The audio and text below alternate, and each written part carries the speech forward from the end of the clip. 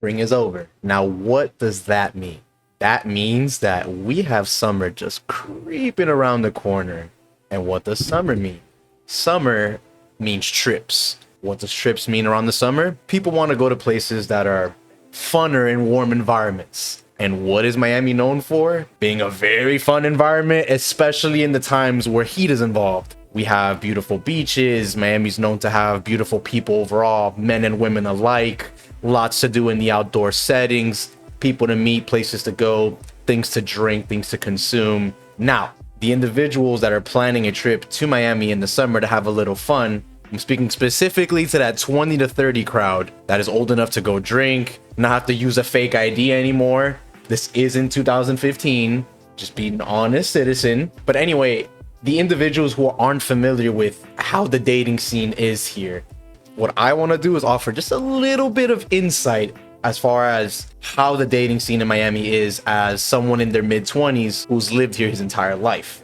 And I want to preface this by saying that my experiences are not the end-all be-all as far as what it really is like to date in Miami. I have been in many relationships and known many women and men alike and just heard all these testimonies and just come up with my own deductions based off what I've seen as or the nightlife as well, and how people approach women and how those approaches go. I will also say I don't think I'm a conventionally attractive person, but I also don't think I'm hideous. Not that much, at least. So, story time. When I turned 21 a couple years ago, well, not couple, 6 years ago, right?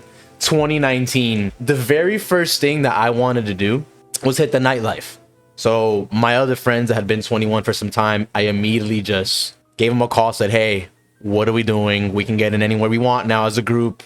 What's the vibes? What's the play? What's the plan? You know, just slang for, hey, what are we about to do?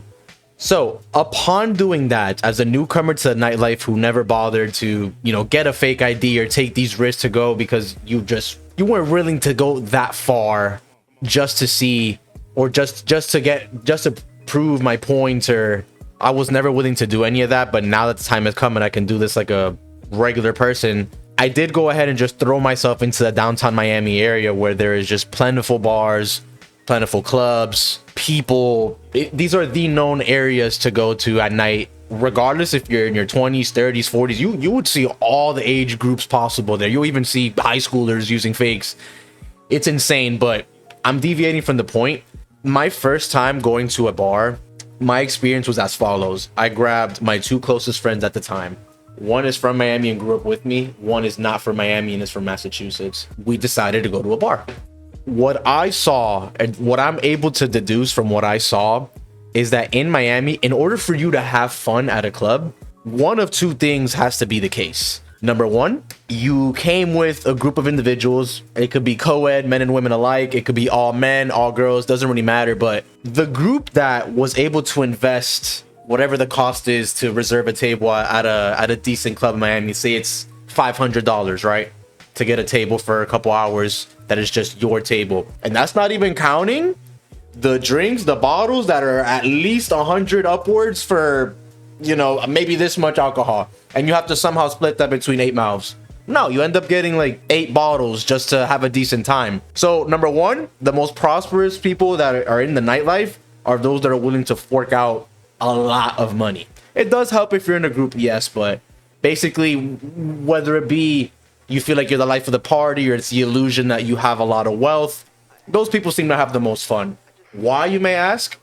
Number two, the second group of individuals that has the most fun out in Miami are those that gravitate towards that group. If a group of men decide to put down, let's say $100 each, there's 5 or 6 of them, and they reserve a table, they start ordering bottles, and they just look like they're having a good old time. It's natural sometimes for people to just kind of, you know, when you're in a club, it's not exactly the most spacious of places. Even if you have your own table, you're bound to have people bump into you. It's loud.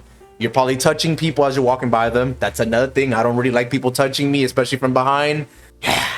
You are being touched often at these places because people are just trying to get by, and you understand that you have to do the same thing sometimes too. The problem is that everyone seems to gravitate towards these people. So if you're like me, and this is at the time, you're going to a club possibly to meet new people, maybe some girls, right? You're young, and you see that most of the girls at this venue have just found this table to get themselves to. And the people that are organizing or orchestrating these tables, this is exactly what they wanted. Their plan worked. You want the group of attractive girls to just somehow find themselves within your circle. Maybe one of you initiates getting them to actually participate. You're willing to offer them shots. They don't have to buy themselves drinks. That's just how that goes. So those dudes wins. And now the nerdy dude like me, who barely drinks to begin with, is just sitting there in a corner watching all this unfold. That night that I went out to celebrate my 21st, to experience what the nightlife was, I lasted maybe 5 to 10 minutes within that space. Once I got in there, something just told me that this was just not going to be fun. It's not what I thought it was. I don't know what I was expecting. The music wasn't even all that either, which is a point I'm about to get into.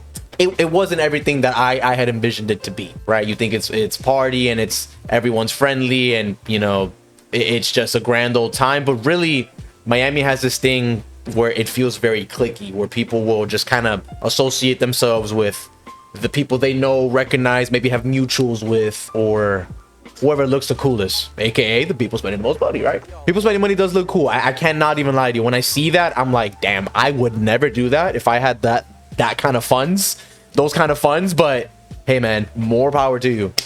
The second point, dating in Miami, what I've noticed is that it really just feels like a game. It feels like no one is that authentic in a lot of ways, and depending on what your interests are, you could be at a massive disadvantage versus people who may alter their interests or maybe had the interest that the masses have in the city. What the masses like in this city is electronic house music or EDM, that kind of techno scene. That is huge in Miami, especially today. Between that, and Miami is home to many Latino Americans, not just Cubans, but you have Nicaraguans, Mexicans, you have Venezuelans, just all kinds of Dominicans. And they gravitate all, even if you're a native English speaker, maybe you were born to Hispanic parents, but you grew up and learned English, you still are pretty much only listening to that Spanish genre. And you know, I get it, especially the new up and coming Spanish music. We have great musicians like Bad Bunny who make amazing music, but a lot of these people, they like to base their whole personality upon what their interests are and only associate with people that are like that. Why do I say this? Growing up, all I ever wanted to do was watch anime and play video games. I did not want to go out unless it was to play basketball. I only really wanted to do things with my friends, like even if it's something, you know, stupid, like, hey man, let's play beer pong. Let's have a beer pong tournament. Let's play some dominoes, like a couple beers, like just, but not have to be in a club setting or like that to have fun. The things that I find fun and the masses of Miami finds fun are different. So if you're like me, you're already at a disadvantage when it comes to the dating scene. Not only that, in Miami, vanity is a huge thing here. What do I mean by vanity? I mean that people go to the gym or they might take supplements and things of that nature to alter their physique. A lot of people do it to improve their cardiovascular health, to look better, to feel better, get better sleep at night. That's perfectly fine, and that makes perfect sense. The thing is that in Miami, I know for a fact there is a large portion of the population, men and women alike, that their physiques are for the opposite sex's gaze. Let's be honest. If you're a man and you got a little bird chest going on, and you're trying to get into the dating scene, and you don't happen to stumble upon a gym membership, hey, I don't know, Planet Fitness, $10 a month, or it used to be. What you're trying to do is upgrade that physique, because girls in Miami do tend to associate safety with muscular complex, if that makes sense. Like, and honestly, to an extent, I get it, right? I want to be a big dude so I can, protect my girl, but also give her a nice, firm chest to lay on at night, whether she's my girlfriend or she's the lady of the night. Who knows, right? I get that point, but I say that to say that if you are not someone that really cares that much about these things and you just do what you like to do and your interests are just so far apart from what Miami deems to be the norm, it's going to be a little bit hard for you to relate to people. And in Miami, that's big.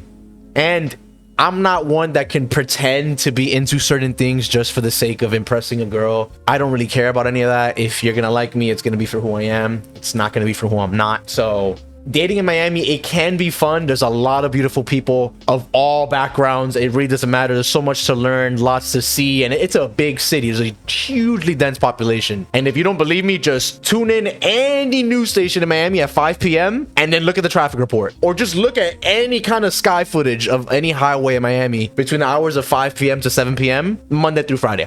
But I say that to say that it's not impossible. Things that I can recommend as far as the dating scene goes in Miami is, if you're like me and you absolutely just are so against the idea of just approaching a girl, introducing yourself, because let's face it, that's scary, right? That thought of possibly getting rejected, because you know, you see an attractive woman, you're like, wow, like she's really just glowing. Like, what would she want with a frog like me, right? That's a little bit too much high pressure. Or let's say you happen to have a good conversation with a woman just by random. I don't know. I complimented a shirt someone had on or something, and we just happen to get it going as far as the conversation goes. Now, towards the end of that conversation, how do you express that interest? You know, how do you close out that interaction by letting them know, hey, I want to keep this going. I want to talk to you more. That moment alone is very scary. Asking for some kind of social media, or even scarier, ooh, the phone number. That is the scariest thing. But one thing I've learned that has made it easier for me, a huge nerd and just homebody as far as dating goes and having success, the good old Instagram. Listen, being able to send a DM and then just grab my phone and just freaking throw it at the wall and like turn it off and just not think about what I just did. I can't do that in person with a girl. I can't just walk up to you, say hi, you know, you caught my eye from across the room, so I want to introduce myself. My name is Henry. What am I gonna do? Just run back, run away? That's what I'm gonna want to do in my head.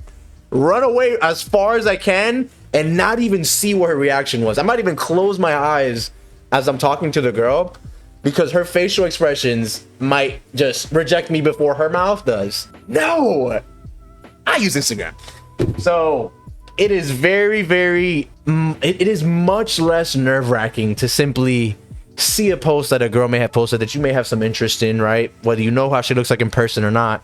It could be something she's doing, a picture of her herself, and you want to make conversation. That's probably the easiest way to do it. Do I think it sends across the same message as far as meeting someone in person organically and having those kind of chats? No, but it is a no-brainer that this is much easier to do. And you can, you know, breathe a breath of fresh air. English. You can breathe a little bit more fresh air knowing that you can't see what they actually look like when they read your opening line, or they see what you wrote to them. That's honestly my advice. Above all, vanity is not that important. Like, if you want to go exercise and look good, do it for yourself. Do it because you want to challenge yourself, have goals in mind. Just be authentic, really. Ask people questions. And honestly, something I've learned is that if you don't have a lot of common ground with someone, you just feel like it couldn't possibly go anywhere, then, you know, Miami is so overly populated, you don't have to keep trying to just force chemistry or force any of that. There's just no point in that. You know, you'll keep being who you are, keep liking what you like, honing in on that. That's gonna make you unique. That'll make you stand out always to me, and I will always pick up on that. If I walk into a room and I notice maybe 10 of the girls are wearing the same thing, right, and they kind of have this look to them, and don't get me wrong, a lot of times they look really good, they look great, right, but they have this certain way of speaking, their mannerisms, and once you get to talking about their interests, you're not surprised at what you hear. Now, when someone is outside of that, maybe in the way they dress, the accessories they carry, how they speak, their cadences, that to a trained eye, an experienced eye in Miami, you will see that and you'll pick that out. You'll be able to tell, okay, this person right here is not like the norm. And that to me, it's special. I am gonna start to just generate curiosity, because for 26 years I have seen XYZ style person, male and female alike, just absolutely terrorize these streets, right? Here comes along little old, I don't know, let's say letter H. Let's call her Heaven, right? She stands out compared to everybody else. That's beautiful. That's beautiful. And at that point, you have a decision to make. Am I gonna let this one get away? This one in a million, this needle in the haystack, the golden goose. Am I gonna let her escape? Not escape, that sounds terrible. Am I going to let the night continue on without me at least introducing myself to this individual? Or am I just gonna live with the story and then go home and tell my friends, guys, you'll never believe what happened last night? What, bro? What happened last night? Man, I just saw this just amazing, just Ethiopian goddess of a woman at the bar, and she's just unlike anything I've ever seen in this city. And, you know, I'm not, I couldn't help but just look her way constantly. The friends are gonna say, "Yeah, man, that's nice. So, you know, what'd you tell her?" And then you just gotta look stupid in the face and tell your mans that you just did nothing. You let her slip by, and you know that's it. You're never gonna see her again. That's just the way it works in Miami. The city is too damn big for you to think that you will ever see that person again, especially if it's a spot you don't frequent. Come on now. But yeah, that's just my insight as far as how dating in Miami has been. Again, the people close to me have likely had vastly different experiences that I have in the dating world, and that's perfectly fine. That is perfectly fine. There's some things they might be able to agree on, some things not. These are just my 2 cents of what I've noticed. So if you're planning to come to Miami, all I can tell you is have thick skin, because girls in Miami are very honest too. Have thick skin, but at the same time, man, you know what they say, right? F around and find out for yourself. Go. You won't know what this person's about till they open their mouth. So just cause there's clones everywhere in the nightlife does not mean that it is impossible to find the anomaly, the exception to the rule, the golden goose. So just keep at it and eventually you'll find it. Honestly, don't use Tinder. I will tell you, you will probably get scammed. They're just troll. They're just no.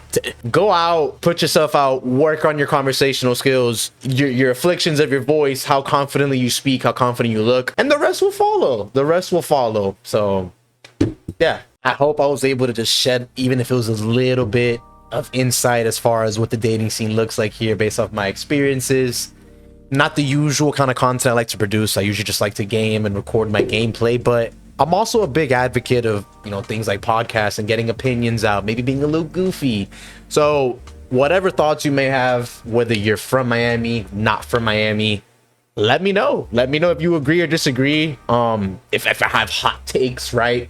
Hot, steaming off the press. And if there's anything else you want me to delve into, whether it be about Miami lifestyle or just anything else, I'm all for it. I like to talk. I like to yap, as the kids say. I'm here for it.